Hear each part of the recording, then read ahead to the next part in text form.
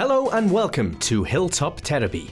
In this video we'll be talking about all the Sonic video game references in The Adventures of Sonic the Hedgehog, Sonic's odd, slapstick first attempt at a television series, which debuted back in 1993 and ran for 65 episodes.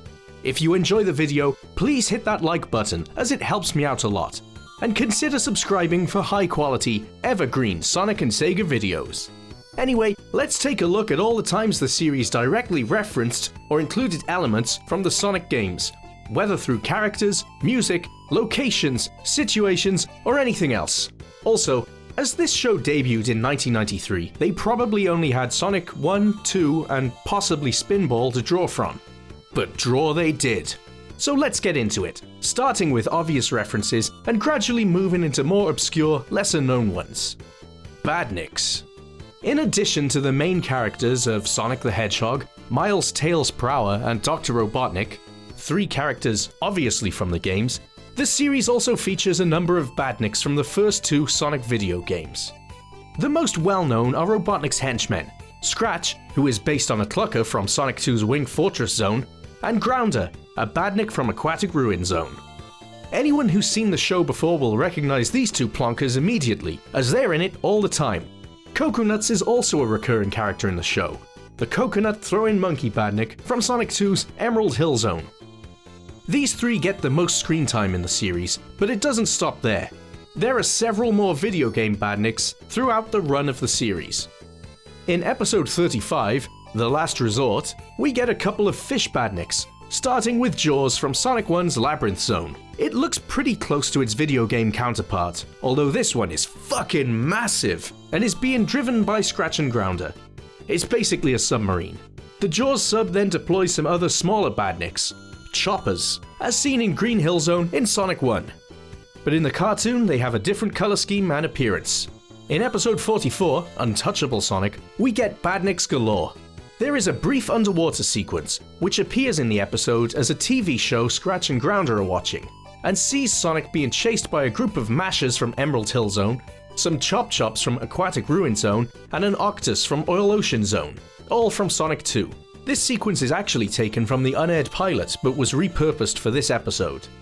I guess they didn't want the footage to go to waste, and we'll come back to this unaired pilot a bit later.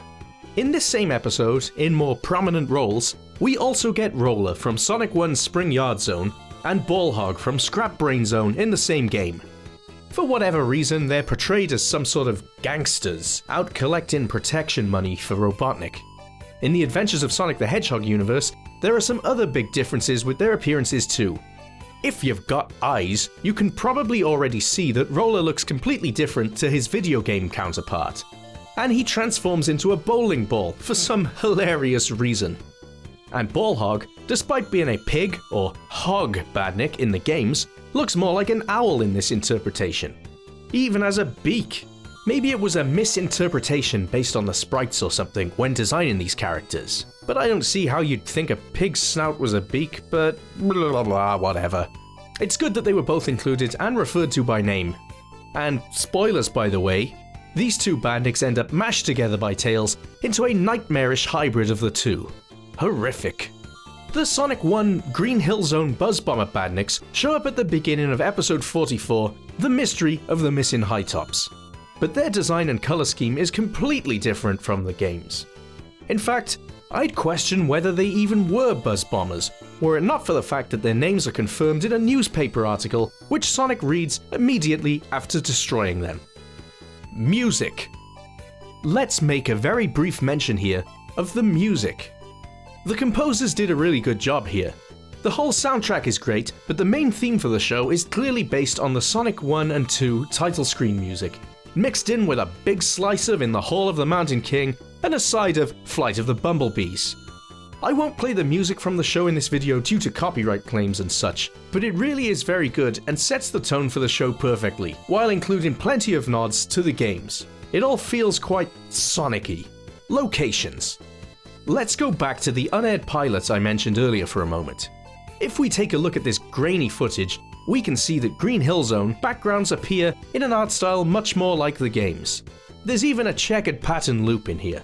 This is obviously Green Hill Zone, But if there was ever any doubt, Robotnik even shows up with his Wrecking Ball, the actual boss from Green Hill Zone Act 3, towards the end of the pilot. The Eggmobile he's driving, which is also straight from the games, shows up in the series too, a bunch of times. Looking at what they were doing with this pilot, it really is a shame that they didn't stick with the more game-accurate locations and enemies for the full series. What a swizz! So we've had Green Hill Zone, now let's look at some locations that actually showed up in the finished series. In the second episode of the show, Subterranean Sonic, Robotnik sends Scratch and Grounder to apprehend Sonic in the Marble Zone. He even refers to it by name. It's completely different to its video game appearance, with the only real similarity being the inclusion of some purple rocks on the surface of the zone. Apart from that, it's basically a mine.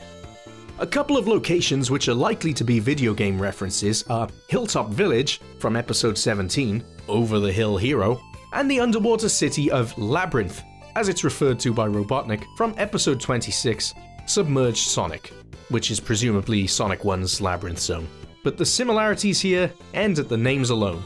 Actually, Labyrinth, being an underwater city, does have water in it, obviously, and also another appearance of some Jaws Badniks who are from that zone. Next, in episode 55, the Mobius 5000, Sonic and Tails enter a race with our old pal Cockblock the dog, and we see a few different zones. The first location of note is Sonic 2's Chemical Plant Zone, which includes the stage's iconic pipes that Sonic runs across in the games. But instead, they're being used as a racetrack in this adaptation. The racers then head to Sonic 2's Casino Night Zone, referred to here as Casino Zone, which is located next to Chemical Plant.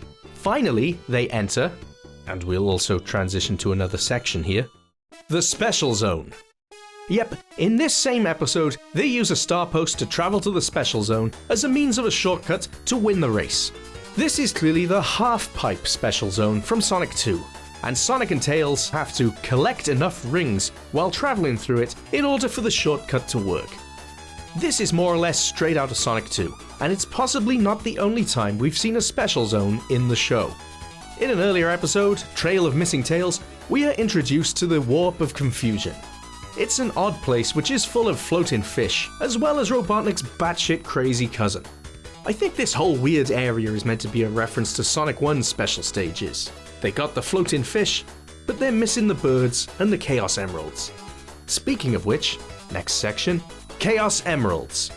The Chaos Emeralds show up in this series. Kind of. In a 4-part series of episodes, later packaged together as a feature called The Quest for the Chaos Emeralds, we are introduced to Adventures of Sonic the Hedgehog's take on the Chaos Emeralds. In this adaptation, there are only 4 of them, and each have an individual power: invisibility, invincibility, immortality, and the power of life itself. Collecting these together won't give you a Super Sonic, but it will give you a muscular hunk Robotnik with the powers of a god. Actually, a 5th Chaos Emerald was also introduced in episode 66, Fast and Easy. It's the most powerful emerald apparently, and after being activated as an altar in the Secret Zone, basically another special zone I guess, it can apparently be used to sink 100 square miles of land into the sea.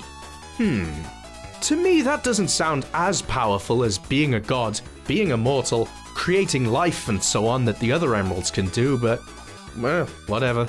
I guess if your goal is to sink 100 square miles of land into the ocean, then this 5th Chaos Emerald is second to none. Thinking about it, I guess it could be argued that another emerald shows up in this series. There's one which is seen in the Quest for the Chaos Emerald saga, which is worn by Sonic's mummified ancestor. Could that be a Chaos Emerald? Maybe. It seems to have powers, I mean it's kept him alive. But they never say it's a Chaos Emerald in the episode, so I'm going to assume not. Traps and miscellaneous elements. Throughout the series we get traps and miscellaneous elements that could be taken as references to the games. For example, in episode 50, Robotnik's Pyramid Scheme, we get spike traps, Scratch and Grounder collecting rings in order to enter a tomb, and a big block that has to get pushed into some lava in a scene straight out of Sonic 1's Marble Zone. In this same episode, the miscellaneous emerald I mentioned a moment ago also gives Sonic a shield reminiscent of those seen in the games. In episode 59, Tails' Tail, Tails flies a red plane similar to the tornado.